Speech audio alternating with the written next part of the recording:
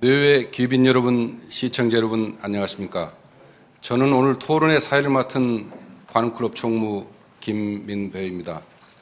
대통령 선거가 4개월 20일여 앞으로 성큼 다가오면서 여야 각 정당의 대선 움직임도 한층 빨라지고 있습니다. 새누리당에서는 박근혜 후보를 비롯해서 모두 5명이 출마해 지금 경선 TV 토론회가 한창입니다. 민주당에서는 무려 8명이 출마해서 자웅을 겨루고 있습니다. 뿐만 아니라 장외에서는 유력 후보인 안철수 서울대 교수가 슬슬 대선 국면으로 진입하고 있습니다. 1987년 국내 최초로 대선 후보 토론회를 도입했던 관훈클럽이 올해 5번째 대선 예비후보 토론회를 개최합니다. 오늘은 민주당 김두관 전 경남지사를 모셨습니다. 고심 끝에 도지사직을 사퇴하고 경선에 뛰어든 김 지사는 서민 대통령이 되겠다며 고군분투하며 전국을 누비고 있습니다. 이 중요한 시기에 관훈클럽의 초청에 기꺼이 응해주신 김 지사님께 깊은 감사를 드립니다. 자, 여러분, 김 지사님 큰 박수로 맞아주시기 바랍니다.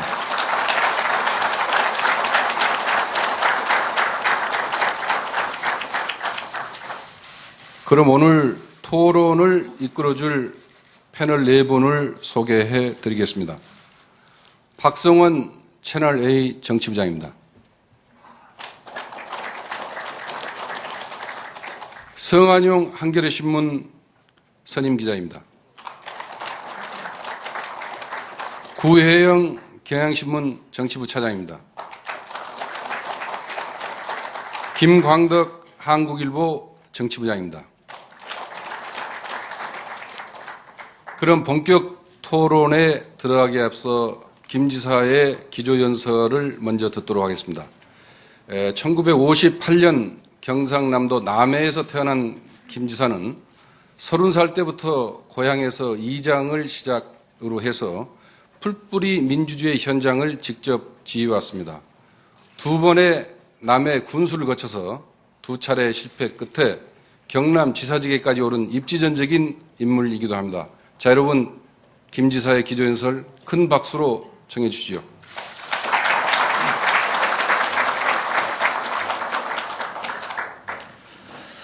내게 힘이 되는 나라를 만들기 위해 대통령 선거에 출마한 국민 아래의 김두관입니다.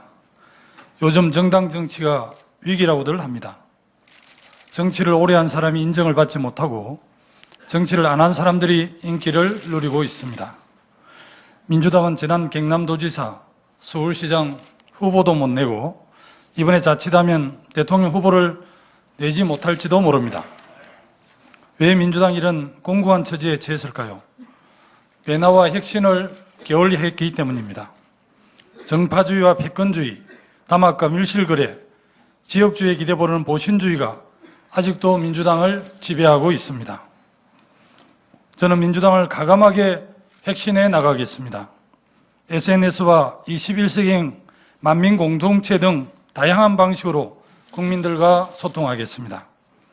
아래에서부터 성장해온 김두관, 이장에서 군수를 거쳐 도정과 장관으로 국정까지 책임졌던 김두관, 항상 소통하고 국민 아래에 있었던 저 김두관이 이러한 새로운 민주주의 모델을 만들어내겠습니다.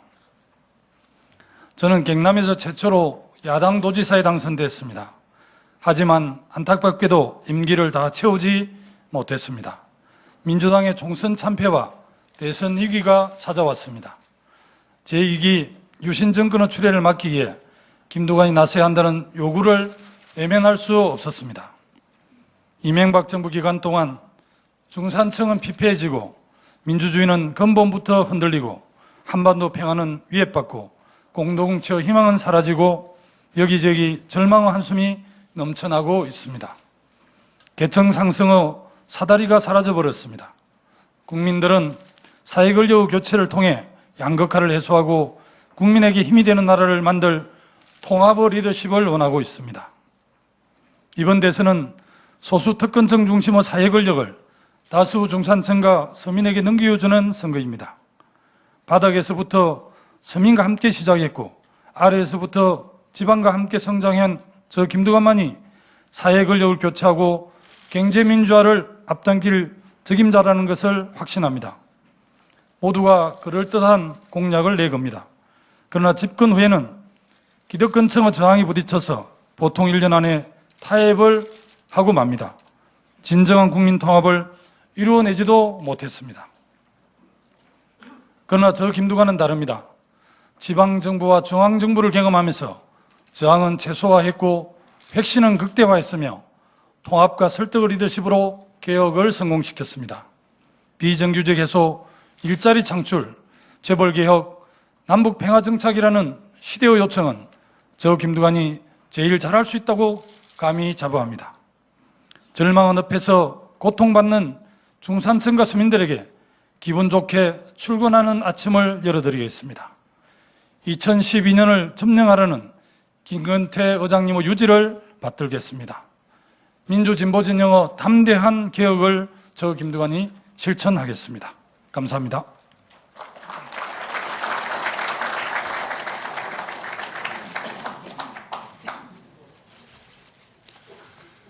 중산층과 서민의 매일매일의 아침이 즐거운 성공한 서민 정부를 만들겠다는 김 지사의 기조연설 잘 들었습니다. 감사드립니다. 그럼 오늘의 토론 진행 방법을 설명해 드리겠습니다. 질문은 1분 이내로, 답변은 3분 이내로 해 주시기 바랍니다. 보충 질문 답변은 짧게 부탁드립니다. 토론의 말미에 플로어 질문 2-3분 받도록 하겠습니다. 질문을 원하시는 분은 나눠드린 질문지에 써서 저희 관훈클럽 직원에게 전해 주시면 사회자인 제가 대신 질문해 드리도록 하겠습니다. 그럼 지금부터 본격적인 토론에 들어가도록 하겠습니다. 사회자인 제가 먼저 질문하겠습니다. 이명박 대통령이 어제 형님과 청와대 측근들의 잇따른 비리와 관련해서 대국민 사과를 했습니다. 역대 대통령 주변 측근 비리는 지금 대한민국의 국격을 떨어뜨릴 정도로 반복되고 있습니다. 김 지사는 이 문제와 관련해서 어제 기자회견을 통해서 내각 총사퇴와 거국 중립내각 구성 등을 요구했는데 이게 과연 근본적인 대통령 측근 비리 해결책이 될 수 있다고 생각하는지 답변 부탁드립니다. 대한민국은 언제까지 이렇게 대통령 측근들 또 친인척 비리로 얼룩져야 하는지 정말 국민들께서 많이 걱정하고 계십니다. 정말 이 악순환의 고리를 이제 끊을 때가 됐다고 생각을 하고요.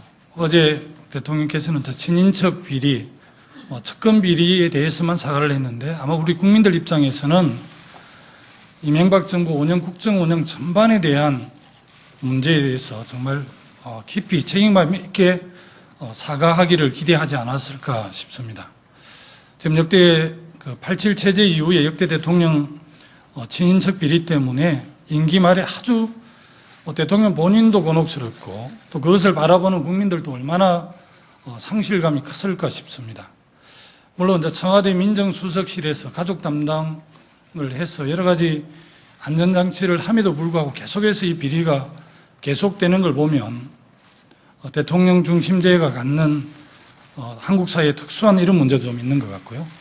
아마 청와대와 분리해서 친인척 비리, 측근 비리를 특별하게 관리 감독하는 그런 독립된 기구를 좀 만들어서 엄정하게 처리해야 되지 않을까 싶습니다. 저도 형제들이 오남 1년인데요. 주로 이제 생선가게도 하고 빵집 주인도 있고 또 경비원도 있고 강부도 하고 택시기사도 하고 이렇게 했습니다만은 저도 12월 대선에 승리하면 국정을 맡게 되는데 누군가가 그런 걱정들을 하는 이야기들을 들었습니다. 저는 이제 군수장관 도지사를 하면서 제 친인척에게 단 한 번도 이렇게 이득을 줘보지를 않았습니다. 그래서 어떤 분들은 너무 동생이 좀 야박한 거 아닌가 이런 생각, 이런 지적을 하시는 분도 있습니다만은 저는 친인척이라든지 측근에 대해서는 정말 단호해야 된다고 생각을 합니다. 이 기본적으로 정부를 운영하는 국정 운영을 하는 정부가 전반적인 경제 정책이나 사회 정책을 잘못해서 국민의 신망을 잃기도 하지만 특히 친인척 비리가 이렇게 불거지게 되면 그 정부가 도덕적으로 심대한 타격을 받고 국민의 신뢰를 상실하게 되죠. 그렇게 되면 전반적인 그 정부가 추구하고자 하는 그런 국정을 힘차게 할 수 없는 게 저희들 경험입니다. 그런 측면에서 친인척 문제를 전담할 별도 관리기구를 좀 만들어서 제도적 보완 장치를 만들어내고 또 행제들에게 특별하게 또 대통령이 당부도 하고 또 청와대 어쨌든 가족 담당들이 좀 역할들을 잘해서 정말 다시는 이런 일이 없어야 되고 아마 제가 국정을 맡게 되면 처음으로 친인척 비리가 없는 그래서 깨끗하게 임기를 마치고 물러난 대통령으로 기록되고 싶고요. 저를 계기로 해서 또 다음에 국정을 맡는 모든 대한민국 대통령들이 적어도 친인척 비리, 측근 비리는 뛰어넘는 그런 좀 도덕적인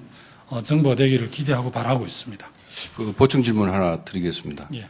지금까지 공직에서 오래 근무를 하셨는데 재직 중에 비리의 유혹을 받은 구체적인 사례, 어떤 유혹을 받은 적이 있고 그걸 어떻게 해결하셨는지 좀 말씀해 주시기 바랍니다. 제가 그 공무원을 정식 공무원을 3번을 했습니다. 남해군수 7년, 행자부 장관 7개월, 도지사 2년 7일을 했는데요. 또 정무직, 선출직 공직자다 보니까 다 인사권자 공무만 했습니다. 그리고 이제 기본적으로 시장, 군수, 구청장 또 도지사가 인사권도 갖고 있고 인허가권도 갖고 있지 않습니까? 이 두 권한과 관련해서 굉장히 유혹이 많은 게 사실입니다. 그리고 또 선출직 공직자들은 선거라는 걸 통해서 공직자가 되기 때문에 또 선거라는 게 많은 조직을 운영하고 이러지 않습니까? 이런 과정이 굉장히 돈이 안 드는 선거로 바뀌긴 했지만 여전히 알게 모르게 돈이 들어가는 측면들이 있습니다. 그래서 언제든지 그런 유혹을 느끼는데요. 제가 좀 꿈이 있어서 그런지는 모르겠지만 또 원칙을 지키며 잘 버텨왔습니다. 특히 이제 시장, 군수, 도지사가 인허가권을 갖고 있지 않습니까? 이 토지 용도를 변경하면 예를 들어서 이게 주거지역인데 주상복합 지역으로 이 지역의 용도를 변경해 주면 그 지대값이 2천억짜리가 2조가 되기도 합니다. 수도권 같은 경우는. 그러니까 최종 결재권자인 인허가권자인 시장뿐만 아니라 담당 국장, 과장 또 1선 부서 6급, 7급 공무원들까지 총체적으로 로비를 해서 이 로비를 버티는 공직자가 많지 않아서 저도 중간에 구속되는 이런 사례들을 보면서 많이 가슴 아프게 생각을 했는데요. 그것이 개인의 의지를 가지고 저는 버티긴 했습니다만은 개인의 의지뿐만 아니라 여러 가지 이제 제도적 장치들을 통해서 제도적 장치로도 이렇게 공직 비리가 줄어들 수 있도록 만들어야 하고요. 또 그 인사권자와 인허가권을 갖고 있는 시장군수, 구청장, 시도지사들도 자기 자신 함께가기 해야만이 가능한 일이라고 생각을 합니다. 많은 욕을 느꼈지만 저는 잘 이렇게 넘겼고 또 꿈이 있어 그런지 모르겠지만 지금까지 정직하게 해왔습니다. 자, 다음 질문해 주실까요? 예, 일반 국민 시각에서 좀 궁금한 것부터 질문을 드리겠습니다. 재산에 관한 질문인데요. 아래에서부터라는 책을 쓰셨는데 내용에 보면 재산이 7,900만 원 된다 이렇게 밝히셨습니다. 서민으로서 청렴하게 살았기 때문이다 이렇게 이해할 수도 있지만 자본주의 사회에서 경제적인 주체로서 지금 연세가 50대 중반이신데요. 재산이 없다는 게 꼭 그렇게 자랑만일 수는 있는 것인가 이런 의문이 있을 수가 있습니다. 왜 재산이 1억도 안 되시는지 군수, 장관, 지사 하면서 월급을 받으셨을 텐데 주로 어디다 쓰셨는지 설명해 주시면 감사하겠습니다. 네. 그간에도 그런 의문들을 많이 물어보시는데요.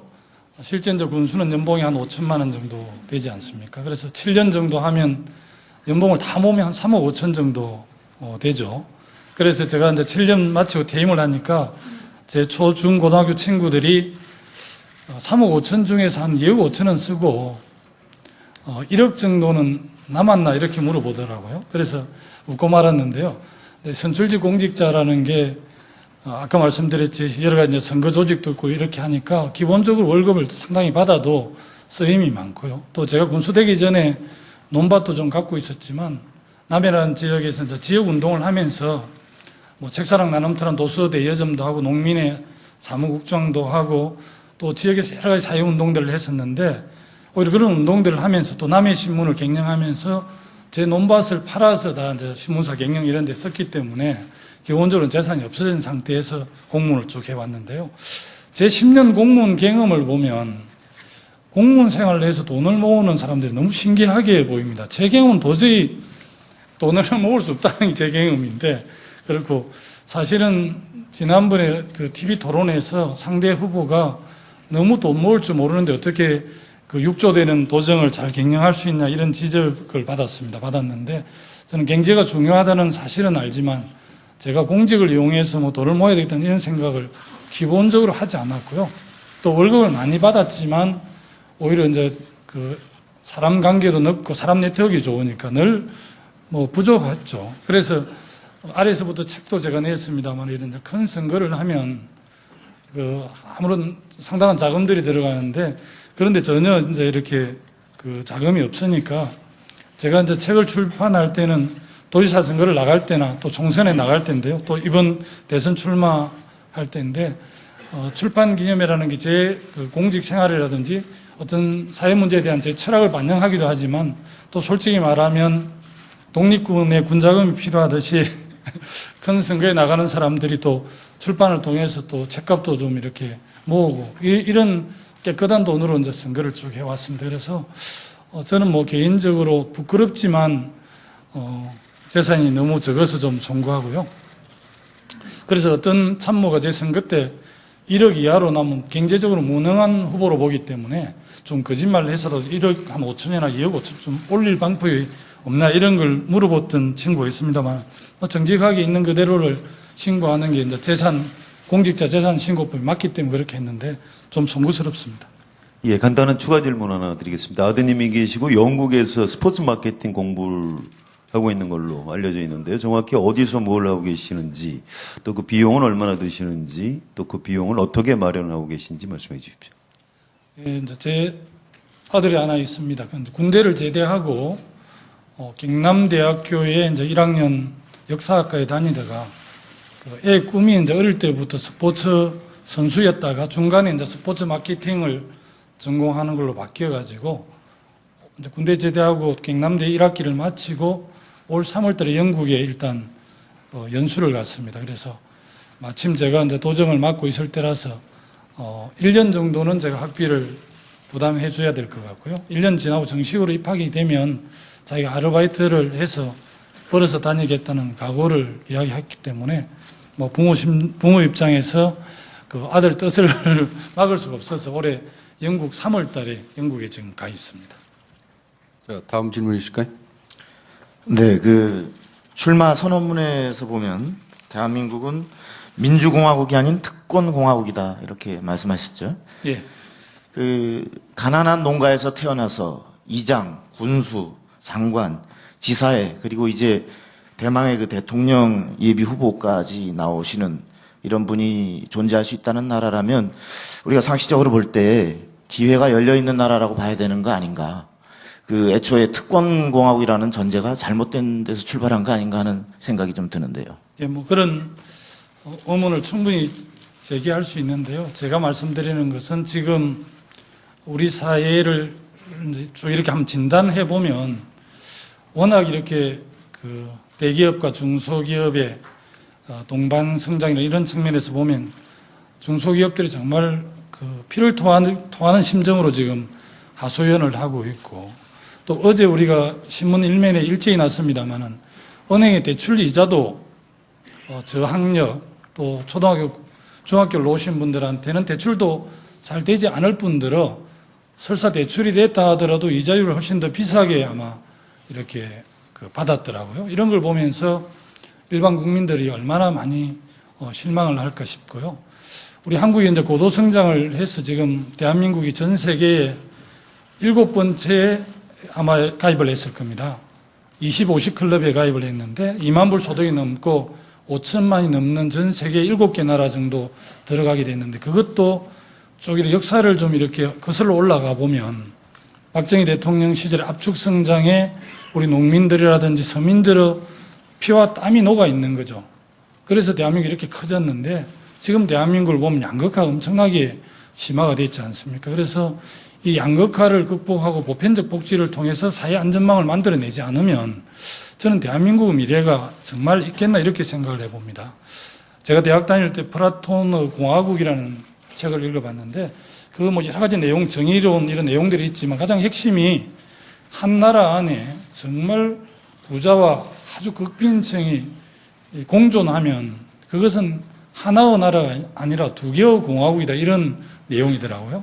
저는 대한민국의 이 양극화, 부의 편중, 또 대기업 위주의 정책, 경제정책 이런 것들이 계속 가는 이런 현상들에 대해서 또 어쨌든 그 성공한 특권층 1%가 자기들은 위로 올라갔다고 그냥 사다리를 걷어 차버렸지 않습니까? 그래서 99%가 계층 이동이 불가능합니다. 그래서 제가 언제 그것을 잇는 사다리가 되겠다 이렇게 이야기를 했는데요. 이런 여러 가지 사항들을 빗대서 비판한 것이 대한민국 특권공화국이라는 것이지, 저는 민주공화국의 정말 충실한 민주공화국의 시민이고 또 대한민국 민주공화국의 내용을 더 풍부하게 해가야죠. 정치적 민주주의는 어느 정도 지금 달성이 됐지만 사회경제적 민주화는 지금 많이 남아있고, 사회경제적 민주화를 완성하는 문제가 경제민주화와 보편적 복지가 아닌가 싶습니다. 자, 다음 질문 있어요. 이번 질문은 그 대선 후보로서 굉장히 중요하지만 또 김 후보님께는 안타까운 상황이 될 수 있는 좀 질문을 드리겠습니다. 7월 8일 날 공식 출마 선언하신 이후 지금 한 20여일이 지났는데요. 지지율이 답보 상태에 있습니다. 대부분의 여론조사 기관에서 발표된 결과를 보면 한 자릿수에 머물러 있는 경우가 많습니다. 전략이 미비하다, 인지도가 낮다, 여러 가지 분석들은 나오고 있는데요. 이런 여러 가지 원인이 있겠지만 대선 후보로 나설 준비가 아직 부족한 거 아니냐, 그런 평가가 가장 많은 것 같습니다. 이런 준비 부족이라는 평가에 대해서 어떻게 생각하시는지, 동의하시는지, 그리고 또 지지율은 왜 올라가지 않는다고 생각하시는지 좀 답변을 듣고 싶습니다. 지난 4.12 총선에서도 많은 여론조사 기관들이 여론조사를 해서 이제 총선 그 당락을 이렇게 좀 예측하기도 하고요. 상당히 예측이 빗나가기도 했는데, 여론조사가 상당한 민심을 반영하는 잣대이기도 하지만 때로는 밑바닥 현장에서 도도히 흐르는 이런 민심을 잡아내지 못한 측면들이 있습니다. 물론 제가 아직 공식 출마 기자회견을 하고 출범을 한 지 아직 보름 정도밖에 안 된 측면도 있고요. 또 제가 경남도지사를 하면서 국가적인 이슈, 아젠다에 대해서 제가 적극적으로 발언하지 않았습니다. 물론 시도지사는 정치인 영역이 더 크기 때문에 주요 이렇게 의제에 대해서 발언할 수 있지만, 저는 그래도 야권의 최초의 경남도지사로서 경남도정에 충실하는 게 맞겠다 해서 도정에 정말 2년 동안 올인을 했습니다. 그리고 유일하게 중앙정부가 했던 일들 중에서 부산 경남의 생존권이 걸려있는 낙동강 사 문제만큼은 중앙과 대립각을 세워서 제가 치열하게 싸웠지만 나머지는 도정에 전념을 했기 때문에 당연히 우리 국민들이 저를 아는 인지도가 다른 후보에 비해서 많이 낮을 것입니다. 그리고 그 현장의 바닥에 흐르는 이런 부분들이 아직까지 반영되지 않기 때문에 그렇다고 생각을 하고요. 준비에 대해서는 제가 그래도 군수 7년, 도지사 2년 7일, 행정자치부 장관 7개월 하면서 또 열린우리당 그 당시 여당의 최고위원을 하면서 저는 국정도 나름대로 이렇게 좀 봐왔고, 또 현장에서는 정말 누구한테도 뒤지지 않는 그런 경험과 준비를 했다라고 생각을 합니다. 그래서 경제민주화, 보편적 복지, 또 재벌개혁이나 검찰개혁, 우리 한국 사회에 바꿔야 될, 혁신하고 개혁해야 될 그런 과제에 있어서는 누구보다도 강한 의지를 갖고 있다고 생각을 하고요. 저는 크게는 이미 맥을 짚을 줄 안다라고 생각을 합니다. 제가 7년 하면서 남해군을 지방자치 1번지로 만든 경험도 있고요. 행정자치부 장관 시절에 부처평가에서 제가 1등을 했습니다. 그리고 또 대통령, 그 당시 노무현 대통령, 또 고건 총리께서 반대하는 직접민주주의를 발현하는 주민투표법도 제가 관철해냈고요. 또 경남도지사는 역시 여소야대입니다.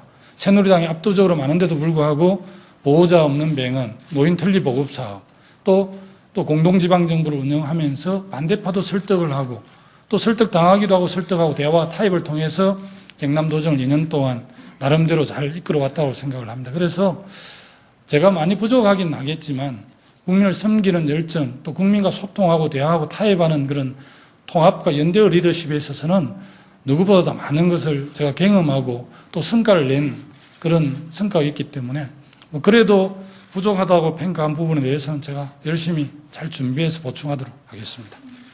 예, 보충 질문 바로 드리겠습니다.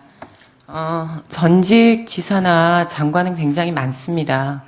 그러나 대통령 후보가 되려면 지사로서 혹은 장관으로서 최고위원으로서 그 특별한 업적, 그 국민에게 각인된 모두가 공감하는 그런 특별한 업적을 세워야 한다고 생각하는데요. 김두관 후보께서는 이런 측면에서 지사로서, 도지사로서, 그리고 최고위원으로서 어떤 특별한 업적을 세웠다고 생각하시는지 좀 말씀해 주십시오. 유럽 같은 데는 굉장히 연립정부라든지 공동정부들이 많이 있지 않습니까? 지금 이제 민주당의 대선 주자들 중에서 장에 있는 안철수 교수하고 지금 공동정부 내지는 연합정부 이런 이야기들을 많이 하는데요. 우리나라 지방자치 역사에 그 야권이 이 영남권에서 당선된 것도 제가 처음이고 또 지방자치 역사가 20년 되지만 시민사회와 야3당과 함께 공동지방정부를 운영한 케이스도 처음 있습니다. 그리고 지금 조금 전에 소개했던 보호 잡는 병원이라든지 노인 틀니 보급 사업 이런 경우는 정부가 지원해 주지 않았습니다. 그러나 경남은 독특한 사업으로 진행을 했고요. 그 아까 말씀드린 주민투표제라는 것이 지금은 정당 정치고 대의 정치이기 때문에 그야말로 대리하지 않습니까? 그러나 가능하면 주민들에게 국민들에게 직접 민주주의를 발현할 수 있는 영역이 있다면 그것을 키워주는 게 맞다고 생각을 합니다. 방패장 문제라든지 최근에 청주시하고 청운군 행정구역이 통합된 것, 또 제주특별자치도가 탄생한 것, 이런 것들이 다 제가 발의하고 제안하고 국회에서 통과됐던 주민투표법의 근거에서 그렇게 직접 민주주의 발현이거든요. 그래서 이런 성과들을 의미 있다고 보면 굉장히 의미 있다고 볼 수 있고요. 성과가 아니라면 아닐 수 있는데 저는 뭐 누구처럼 토목 사업을 크게 해서 논란을 불어일으키거나 이런 성과들은 없지만 직접 민주주의 또 풀뿌리 자치 또 경남의 공동지방정부 또 모자이크 프로젝트라고 해서 시군의 예산 자율권을 드리는 가감하게 권한과 책임을 기초자치정부인 시군으로 전적으로 넘긴 이런 것은 아마 누구도 하지 못한 일이라고 보고요. 그것에 대해서 또 업적이라고 볼 수도 있고 아니면 뭐 작은 성과라고 볼 수도 있는데 어쨌든 저는 제가 주어진 여건에서 최악의 조건에서 뭐 최선을 다해서 활동을 했습니다. 자, 다음 질문해 주세요. 김 후보께서는 2010년에 경남지사 선거에 무소속으로 출마하셨을 때 당선돼도 무소속 도지사로 남아서 도정에만 매달리겠다고 약속한 것으로 알고 있습니다. 그러나 그 뒤에 보면은 민주통합당에 입당을 했습니다. 그리고 대선 출마를 위해 지사직을 사퇴했습니다. 이런 것은 도민과의 약속을 어긴 것이란 비판이 많습니다. 이에 대해서 어떻게 생각하시는지, 그리고 이 자리에서 도민들에게 사과할 의향은 없으신지 말씀해 주시면 감사하겠습니다. 저라고 왜 안전한 세발 자전거를 두고 그 위험한 외발 자전거를 타겠습니까? 지난 4.12 총선에서 민주당이 승리했더라면 제가 이렇게 이 자리에 앉아 있을 이유가 없다라고 생각을 합니다. 민주당이 국민의 기대하고는 다르게 총선에서 패배를 했고 또 민주통합당의 유력 주자들이 선거는 상대방이 있는데 새누리당이 박근혜 대표를 뛰어넘을 수 있는 후보가 없다는 것이 정말 제가 결심하게 된 계기고요. 또 제가 2002년, 2006년은 새천년민주당 그리고 열린우리당으로 도지사에 출마를 했고 2004년은 열린우리당으로 제가 하동남이 제 고향에서 국회의원에 출마를 했습니다. 2010년에는 제가 3년 전부터 무소속으로 있었기 때문에 오히려 민주당이나 야당에서 굳이 당적을 가지지 말고 시민사회와 야3당 연합해서 출마하면 좋겠다. 이렇게 해서 제가 무소속을 선택한 것이고요. 제가 정확하게 도민들에게 말씀드렸습니다. 민주정치는 정당정치고 대의정치이기 때문에 제가 민중의당을 했던 사람이고 정당정치가 굉장히 민주정치에 중요하다는 걸 정확하게 인식하고 있었기 때문에 도민들에게 이렇게 말씀드렸습니다. 제가 도정을 볼 동안 가능하면 정당 당적을 갖지 않겠습니다. 이렇게 말씀드렸습니다. 그래서 도민들은 뭐 가능하면 이런 건 잘 기억을 못 하시고 당연히 당적을 안 갖는 걸로 그렇게 이해를 하고 계셨기 때문에 도민들께서는 약속을 어겼다고 해석을 하실 거고요. 제가 이제 민주통합당에 입당을 했다기보다는 민주통합당의 시민회의 또 한국노총, 기존의 민주당, 제가 상임대표로 있었던 핵심과 통합이 모아져서 민주통합당이 출범을 했습니다. 그래서 민주통합당이 제가 입당했다기보다는 오히려 민주통합당을 주도적으로 만들고 거기에 많이 동참하라고 했던 사람들한테 제가 함께할 수밖에 없었던 점이고요. 제가 중간에 이렇게 그만두고 결심하게 된 배경, 또 당적을 가질 수밖에 없는 이런 문제에 대해서 도민들에게 여러 차례 사과도 하고 설명도 드리고 저의 그런 진심을 이해해달라고 요청도 했습니다. 그럼에도 불구하고 경남 도민들께서는 제가 2년 동안 도정을 싹 잘했는지는 잘 모르겠지만 그래도 열심히 했던 경남지사가 4년 동안 이렇게 잘 마치고 2017년에 차차기를 했으면 좋겠다 이런 마음들을 도민들께서 많이 가지고 계셨던 것 같습니다. 그래서 이 자리를 빌어 다시 한번 제가 4년 동안 마무리하지 못하고 중도에 결심하고 대선에 참여한 부분에 대해서 저하고 특수계약 관계에 있는 경남 도민들에게는 진심으로 미안하고 또 사과를 드리고 싶습니다. 감사합니다. 보충 질문 하나 드리겠습니다. 1987년에 대통령 직선제 개헌이 됐는데요. 그 이후에 역대 대통령들을 보면 노태우, 김영삼, 김대중, 노무현 전 대통령, 그리고 이명박 대통령 등 역대 대통령 모두 국회의원을 지낸 뒤에 대통령이 됐습니다. 그런데 김 후보는 광역단체장과 장관을 지내셨지만 국회의원을 거치지는 못했습니다. 그래서 그 입법부 경험이 없는 게 그렇게 돼서 대통령이 될 경우 국회와의 대화 그리고 소통이 잘 되지 않을 수 있다는 그런 지적도 있는데 이에 대해 어떻게 생각하시는지 말씀해 주시면 감사하겠습니다. 저는 기본적으로 이제 의회 민주주의자이기도 합니다. 그래서 제가 처음에 남해군 의회의원, 경남도의원, 군수도지사 이렇게 차근차근 밟아가려고 그랬습니다. 그런데 95년 그 민선 최초 선거에서 제가 사실은 이길 예상을 못했음에도 불구하고 제가 그 당시 민자당 유력 후보를 꺾고 최연소 남해 군수가 되는 바람에 의회의원을 할 기회를 놓쳤고요. 국회는 가서 정말 공부하고 배우고 싶었습니다. 또 의회가 굉장히 중요하기 때문에 그러나 국회의원은 제가 3번 출마를 했는데요. 제 고향인 하동남해에서 지역주의 벽을 넘지를 못했습니다. 그래서 지금도 뭐 저를 도와주시는 분들 주변에 국회의원님들이 많으십니다만은 그래서 이제 국회의원을 못 해본 아쉬움은 있지만 그 대신 많은 국회의원으로부터 또 정치적 조언과 자문도 받고 있고요. 특히 제가 그 집행부에 장만했지만 지방자치 양축도 도의 집행부가 의회라고 생각을 합니다. 그래서 작년에 어디 보니까 16개 시도지사들 중에서 의회 출석률이 한번 신문에 공개가 됐던데요. 경남도지사가 그 100% 의회를 출석을 했더라고요. 그래서 신문에 크게 났고요. 저는 의회를 어느 정도 존중하냐면 시도지사들이 해외 자본 유치라든지 뭐 여러 가지 투자 설명회 때문에 시도지사들이 해외를 자주 나가게 됩니다. 그런데 이제 도의회를 보면 1년 동안 도의 임시회 정기회 일정들이 쭉 나와 있습니다. 그래서 저는 해외 출장을 반드시 도의회가 열리지 않는 날짜를 골라서 가라고 딱 이렇게 정확하게 지시를 해놨습니다. 그래서 도의회 출석을 안 할 이유가 없고 또 저는 도의원들 59분이 경남도민들 340만을 대표하는 어떻게 보면 직접 뽑힌 도지사보다 훨씬 더 그 도민을 대표하는 대의기관이라는 생각을 제가 갖고 있고요. 그래서 저는 국회의원을 안 했지만 대한민국 국정을 운영하는 데 있어서 당정 일체가 그렇게 중요하다고 생각을 합니다. 당은 왜 그러느냐? 당은 민심에 떠 있습니다.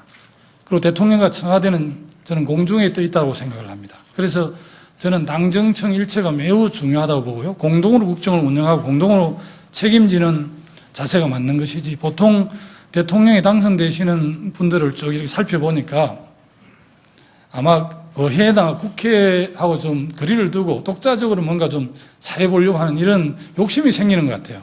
그러나 당을 멀리하는 순간 그 정부가 국정을 성공할 수 없다는 게 제 경험이고 전문가들의 진단입니다. 그래서 특히 제가 12월 대선에 승리가 되면 3년 6개월 동안 여소야대가 진행이 됩니다. 그래서 연합정치와 공동지방정부를 경영해본 제가 가장 적임자가 아닌가 저는 감히 그렇게 말씀드릴 수 있고요. 의회 경험 없는 것이 의회를 존중하고 또 의회에서 내는 주요 의제를 청와대가 정확하게 받아서 정부가 받아서 실행 프로그램을 짜서 국민들의 정책으로 이렇게 집행하는 그런 거기 때문에 뭐 의회 경험 없는 게 저로서는 좀 많이 아쉽고 그러긴 하지만 오히려 제가 의회를 존중하고 의회하고 긴밀하게 당정이 협의를 내서 국정을 공동으로 운영할 수 있는 그런 마음 자세를 갖고 있는 게 역으로 보면 좀 장점이 아닌가 저는 감히 그렇게 생각을 합니다. 그럼 지금부터 장면을 좀 바꿔보겠습니다. 그 대선 전략을 포함한 정치 분야로 좀 넘어가 보겠습니다. 자, 준비됐으면 질문해 주시죠. 예. 김두관 후보는 그 노무현 대통령과의 관계를 굉장히 중요하게 여기는 대선 후보입니다. 그렇지만 이런 맥락에서 보면 그 김두관 후보의 그간의 정치 궤적 이런 것을 좀 살펴보면 노무현 대통령의 계승과 비판 이런 부분이 좀 엇갈릴 때가 있는데요. 실제 참여정부에서 행정자치부 장관을 하시면서 리틀 노무현으로 불렸습니다. 그리고 2006년 열린우리당 지도부 선거 당시 십자가 연설을 통해서 노무현 대통령의 정신을 계승할 후보는 김두관이라면서 지지를 호소했고요. 이런 점에서 보면 그 친노의 정신을 가장 계승하고 있는 후보다라는 설명이 가능하겠는데, 그러나 대부분의 선출직에 출마하실 때 무소속으로 출마를 하셨고요. 그리고 이번에 그 경남지사 중도 사태 이 부분만 보면 어떤 노무현 대통령이 깨고자 했던 지역주의 정신에 위배되는, 그리고 김두관 후보의 가장 장점인 스토리에 반하는 행보가 아닌가 그런 생각이 드는데요. 그런 점에서는 또 그 비노 후보로서의 스탠스도 갖고 있는 것이 아닌가 하는 생각이 듭니다. 이런 평가들에 대해서 어떻게 생각을 하시는지.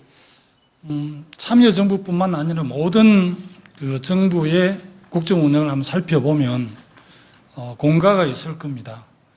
노무현 참여정부의 국정 12대 국정과제 중에서 국가균형 발전하고 지방분권 이런 부분을 직접 담당하는 부처가 이제 행정자치부였습니다. 그래서 또 제가 지방자치를 통해서 정치를 배웠기 때문에 이 부분에 있어서는 제가 확실한 계승자이면 틀림이 없다라고 생각을 합니다.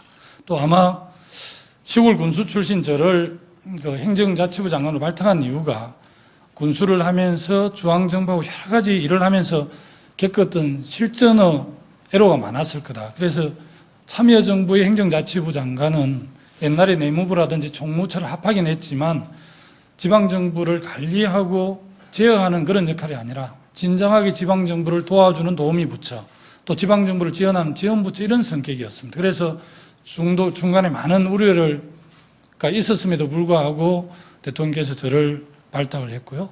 또 가장 어려운 지역에서 낙선할 줄 알면서도 제가 경남에서 8번이나 도전을 했지 않습니까? 보통 국회의원 선거 한두 번 떨어지면 다 지역구를 옮깁니다.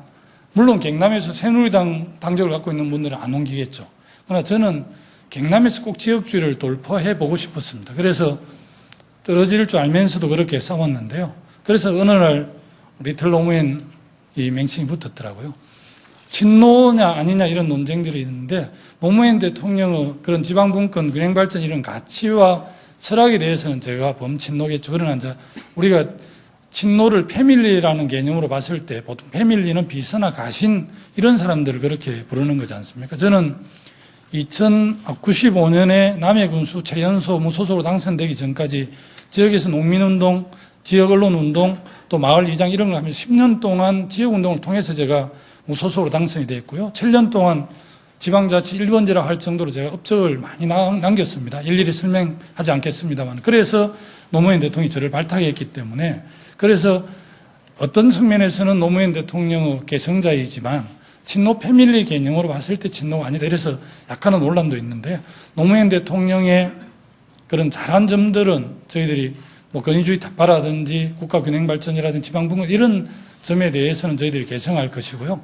또 양극화가 심화된 문제라든지 부동산 문제를 통해서 서민들의 민생 문제를 다소 애매한 이런 부분에 대해서는 우리가 노무현 대통령 그런 역할들을 뛰어넘어야 되지 않느냐. 그래서 제가 비욘드 노무현을 이야기했는데요. 그래서 약간 뭐 친노 비노 이런 논쟁도 있었습니다만 저는 개성할 것은 개성하고 또 가가 있다면 그것을 성찰과 반성을 통해서 뛰어넘는 게 노무현 정신이고, 또 어려운 줄 알면서도 가감하게 몸살이지 않고 가감하게 도전하는 게 저는 노무현 정신이라고 생각을 합니다. 그래서 뭐 어떻게 보면 노무현 가치와 정신을 또 가장 잘 계승하고 있는 후보이기도 합니다. 예, 이어서 보충 질문 드리겠습니다. 지금 민주당 예비경선 토론회가 진행이 되고 있는데요. 손학규 상임고문이 반성하지 않고 돌아온 참여정부로는 안 된다. 이런 주장을 펴고 있습니다. 그러니까 이른바 참여정부의 정책 실패에 대해서 친노 세력의 자기 반성이 필요하다는 주장을 하고 있는 건데요. 이런 친노 후보 필패론 어떻게 생각하시는지 생각을 듣고 싶고요. 그리고 문재인 상임고문을 두고 후보님께서 직접 하신 말씀은 아니지만 문재인 후보가 우뚝 섰으면 나는 출마하지 않았을 것이다 라는 이 말씀을 하셨는데요. 지금도 문재인 상임고문이 당내에서 우뚝 서지 않았다고 생각하는지, 그렇다면 그런 평가 속에서 본인의 출마 여부도 좀 달라졌을 수 있는지 이 두 가지를 좀 여쭤보고 싶습니다. 친노 후보 필패로는 또 다른 지역주의가 아닌가 그렇게 생각이 들고요.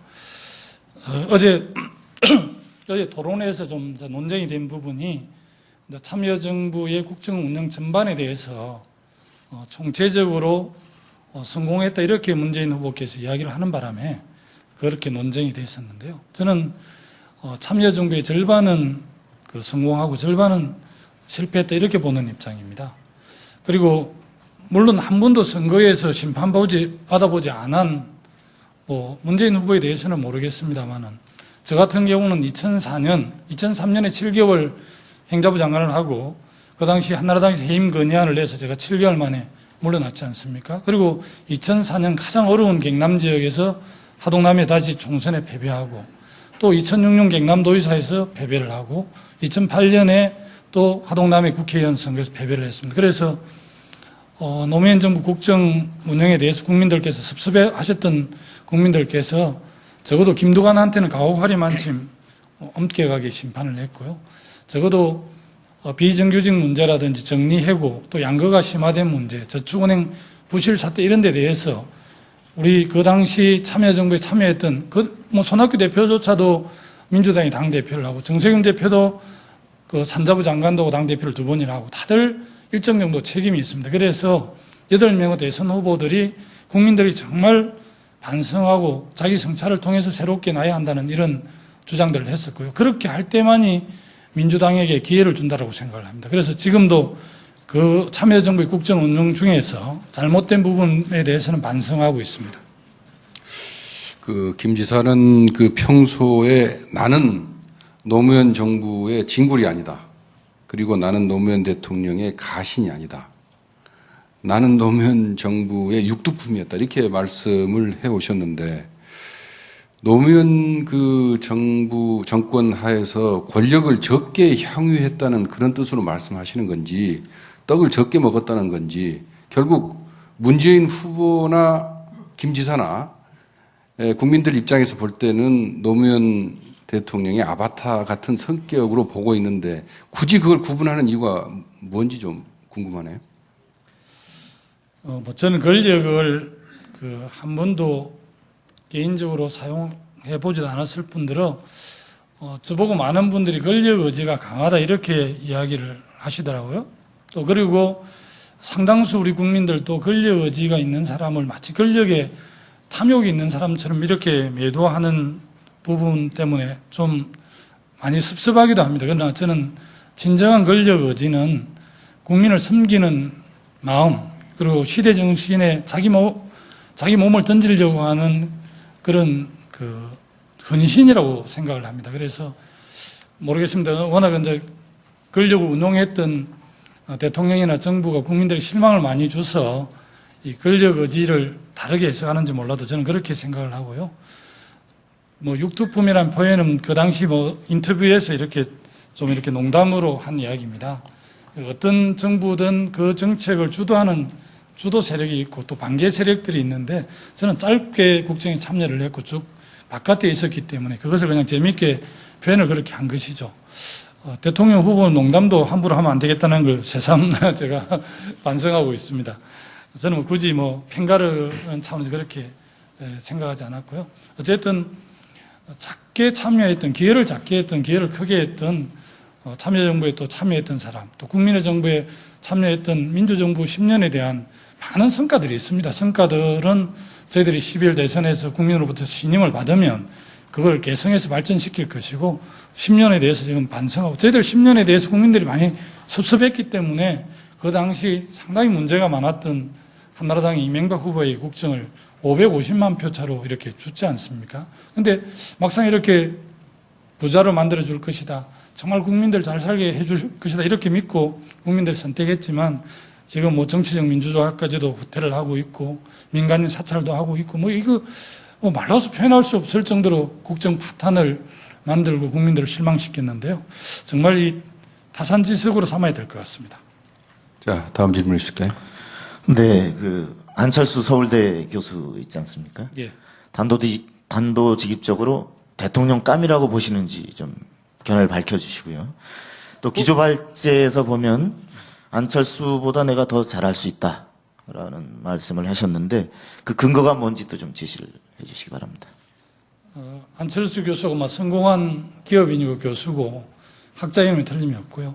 또 자기가 모은 많은 부를 또 절반 정도 사회에 이렇게 한원한 이런 부분에 대해서 굉장히 아무도 하지 못한 일들을 하신 거죠. 그래서 아마 2030 젊은 세대들이 열광하는 것 같고요. 젊은이들의 분노라든지 아쉬움을 아무도 들어주지 않았는데 안철수 교수는 이렇게 들어주셨지 않습니까? 그래서 아마 한 번도 정치를 하지 않는다고 함에도 불구하고 지지율이 매우 높은 것 같아요. 그런데 저는 이 정치를 혼자 하는 게 아니고 정말 정치는 더불어 함께 하는 거라고 생각을 합니다. 팀워크 하는 거라고 생각을 하거든요. 나는 대통령이 되시는 분의 국정 철학이나 이 사상 또 가치관도 매우 중요하지만 대통령과 함께 내각을 구성하고 청와대 수석들이 어떤 사회정책적 입장을 갖고 있는가 매우 중요하다고 생각을 합니다. 저 개인 견해이긴 하지만 민주통합당 예선을 거쳐서 본선 후보가 뽑히고 또 새누리당도 8월 20일에 대선 후보가 뽑히면 이 최종 후보들이 국민들에게 고백해야 된다고 생각합니다. 제가 국정을 맡게 되면 경제부총리는 기재부 장관은 누구로 하고 청와대 사회정책 수석은 누구로 해서 우리는 이런 국방부 장관, 외교부 장관은 누구하고 해서 국방 외교정책은 이런 기조를 할 거다. 또 사회정책은 이렇게 할 거다. 이렇게 국민들이 고백하고 국민들은 그걸 보고 판단해야 된다고 생각을 합니다. 물론 당이 제대로 역할을 하면 그 당만 보고도 알 수 있지만 지금 우리나라 당은 국민정당임에도 불구하고 정책정당으로서의 국민의 신뢰를 갖지 못하기 때문에 적어도 대선 후보가 되면 섀도우 캐비넷을 이렇게 발표해 주는 게 국민들에 대한 외의가 아닌가 이렇게 생각이 듭니다. 그래서 결론적으로 말씀드리면 안철수 교수가 아무리 개인적으로 역량이 출중하고 천재성이 있다 하더라도 국정은 또 그렇게 경영하는 게 아니기 때문에 저는 뭐 안철수 교수께서 이제 책도 내시고 그 출마도 선언해서 이렇게 참여하게 되면 자기하고 그 가치관을 같이 실현할 수 있는 당에 함께 하는 게 맞다고 저는 그렇게 생각을 합니다. 물론 지지도가 높으면 무소속으로 끝까지 갈 수도 있겠지만 기본적으로 자기의 정책하고 100% 맞지는 않겠지만 자기가 구해나오자 하는 정책하고 그래도 비슷한 정당을 선택해서 함께해서 정치를 하는 게 맞는 거 아닌가. 대한민국 얼마나 큰 나라입니까? 땅덩어리만 적지 지금 세계 7위의 강국인데 이 나라를 어떻게 아무리 천재적인 경험이 있다 하더라도 그런 걸 다 잘해낼 수 있겠습니까? 그래서 저는 연대하고 연합하고 또 정말 뛰어난 그 인재를 천하에 구해서 이렇게 드림팀을 만들어서 국정을 운영하는 게 저는 국민에 대한 도리고 또 국정을 잘할 수 있는 기본이라고 생각을 합니다. 예, 하나 보충적으로 그 안 교수가 19일 날 책을 출간했습니다. 그리고 23일 어제 23일 힐링 캠프에 출연해서 그 험한 길도 마다하지 않겠다고 밝힘으로써 사실상 대선 출마를 공식화하는 흐름인데요. 근데 본인 입으로는 출마하겠다라는 말을 일체 하지 않고 있습니다. 이를 두고서 언론에서는 국민을 무시하는 거 아니냐, 또 부정 출발이다, 일종의 불공정 경선이다, 뭐 이런 비판들을 하고 있습니다. 이에 대해서 김 후보는 어떻게 생각하십니까? 지금까지는 정치인이 아니라고 했으니까 뭐 그럴 수 있겠지만 이번에 이제 책도 출간하시고 또 힐링 캠프라는 프로그램이 상당히 그 지대한 영향을 아마 미치는 것 같습니다. 오락 프로그램에서 그 아주 인기가 좋은가 봐요. 이 토론 보고 계시는 SBS 힐링 캠프 담당 PD님 좀 도와주셨으면 좋겠는데 그렇게 하시는 걸 보면 아주 정교하게 움직이시는 것 같은 느낌도 들고요. 그러나 지금은 이제 국민들에게 정책을 내놓을 때라고 생각을 합니다. 지금 뭐 공동정부를 우리 당의 모 후보는 안철수 교수와 공동정부를 이야기했는데요.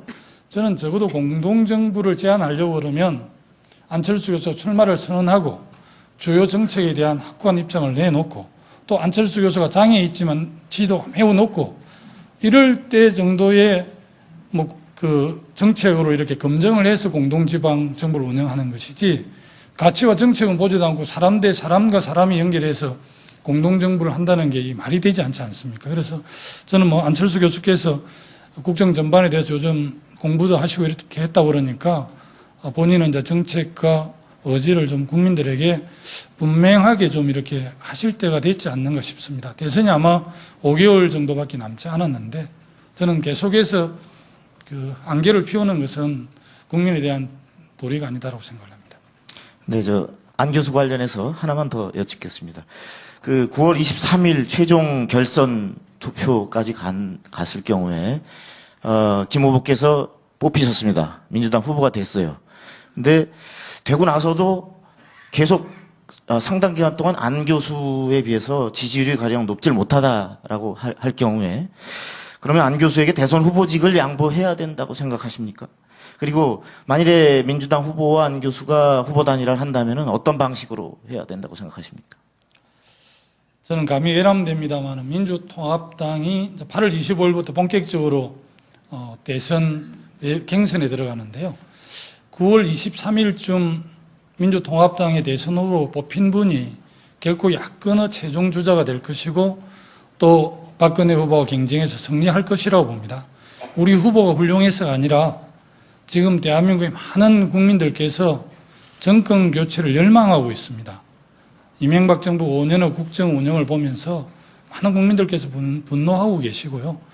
다만 우리 민주통합당이 국민의 지지를 많이 잃고 또 역동성이 많이 떨어져 있긴 하지만 이번 30일에 컷오프를 거치고 이제 5명 후보가 전국을 순회하면서 경쟁하게 되고 자기의 정책 컨텐츠를 이렇게 점검받게 되는데 이런 과정에서 저는 충분하게 경쟁력을 확보해낼 수 있다고 봅니다. 그렇게 해서 저는 또 그렇게 해서 9월 23일 뽑힌 민주통합당의 후보하고 또 안철수 교수하고 연대나 단일화를 할 수는 있겠죠. 그러나 나는 우리 민주통합당이 많이 어렵긴 하지만 저는 국민의 신뢰와 믿음을 경선 과정에서 확보해낼 수 있다고 생각을 합니다. 우리 국민들은 민주통합당에 대해서 채찍질도 하면서 또 상당히 많은 애정을 갖고 있다고 보고 있습니다. 지금 현재 국민 여론조사를 놓고 보면은 박근혜 후보가 상당한 우세 속에 1위를 달리고 있는데 지금 김 지사께서는 그럼에도 불구하고 야권이 대선에서 승리할 수 있다. 그렇게 말씀하셨는데 어떤 근거로 그렇게 판단을 하시는지 그게 궁금하고요. 두 번째로는 이번 대선에서 가장 중요한 승부처는 어디에서 올 거라고 보는지 답변해 주시기 바랍니다. 지금 박근혜 후보께서도 경제민주화를 이야기하고 있고요. 물론 이제 우리 민주당의 당론은 보편적 복지인데 박근혜 대표는 생애 주기별 복지 이렇게 좀 저희들하고는 좀 다른 아마 선별적 복지를 주장하시는 것 같더라고요. 경제민주화를 통한 경제정의를 누가 가장 잘 실천해낼 수 있는가 이런 측면이 가장 대선에서 분기점이 될 거라고 보는데 박근혜 대표는 어떻게 보면 한국의 기득권을 대표하는 사람이지 않습니까? 10살쯤에 청와대에 들어가서 24살부터 29살까지 퍼스트 레이디를 했습니다. 그리고 그 기간이 유신의 마지막 절정기였는데 어떻게 보면 박근혜 대표는 통치부터 먼저 배웠습니다. 통치를 통해서 정치를 배운 사람이고 근데 박근혜 대표가 경쟁이 있다는 측면에 보면 저는 박근혜 대표가 가장 대척점에 있습니다. 통치를 통해서 정치를 배운 사람하고 저는 풀뿌리 현장에서 자치를 통해서 정치를 배운 사람입니다. 아래에서부터 배운 사람이고요. 어떻게 보면 궁궐을 대표하는 박근혜 후보라면 저는 서민을 대표하기도 하고요. 저는 군수와 행자부 장관, 도지사를 하면서 생태 환경을 비롯해서 잔디구장, 미래의 가치를 끊임없이 실천을 해왔습니다. 5.16 군사 쿠데타를 얼마 전에 아버지가 불가피한 선택이다. 또 5.16 군사 쿠데타를 9.19 혁명이다고 이렇게 과거에 머물러 있습니다. 그래서 어떻게 보면 미래와 과거 대결이기도 하고요.